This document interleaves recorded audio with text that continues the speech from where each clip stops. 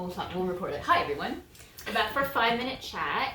We're going to continue on with our C-section theme, and what we want to talk about today is like hypersensitivity of a C-section scar.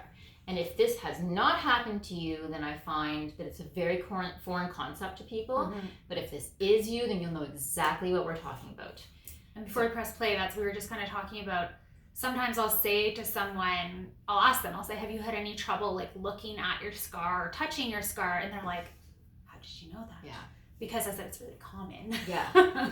So before I do any manual work on someone's C-section scar, I always say to them, have you been able to touch your own scar? Can you look at your scar in a mirror? And do you have any like strong emotional response to thinking about your C-section? Because we do see a high prevalence of birth trauma associated with some C-sections. It doesn't necessarily have to be that. People can have sensitivity for other reasons mm-hmm. as well, but certainly we see more sensitivity if someone's had to undergo general anesthetic, so if they were put out completely to have their C-section, or if it was very fear-based, like a very birth trauma type mm-hmm. atmosphere. But even if there was, tugging and pulling on nerves during the surgery or during suturing, sometimes we'll see hypersensitivity. And when we say hypersensitivity about the scar, what do we mean? It is, so like typical input, so let's say like having jeans on, shouldn't necessarily, that's like normal sensory input to an area of your body. And I'm not talking like immediately after, I'm talking after the wound is closed and we're outside of normal healing timelines. But all of a sudden you can't wear your favorite pair of jeans because that scar is too sensitive, or you are washing your hands at the sink and you can't lean against the sink because it's so sensitive.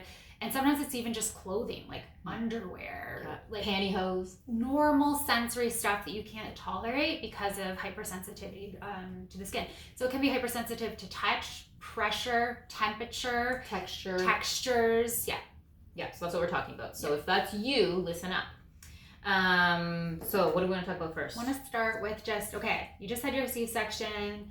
You posted, I saw a really good thing about different types of closure. So you can either be stapled or you can be stitched depending on the surgeon, different types of bandaging depending on the surgeon. I actually had both. I thought that was really interesting. Yeah.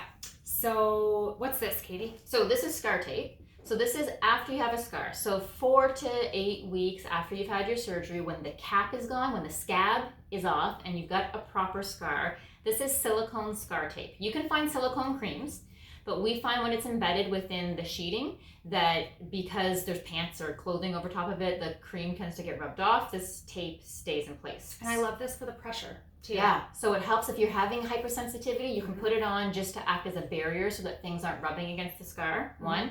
And also if you start to notice that your scar is raised, pink, or itchy, that's called a hypertrophic scar, and it tends to work really well for hypertrophic scars. So as soon as you've got the scab is gone and you've got a real scar, you can put this on. Depending on how you look, it can be on there for as little as 4 hours. Sometimes it's on there for 12 hours.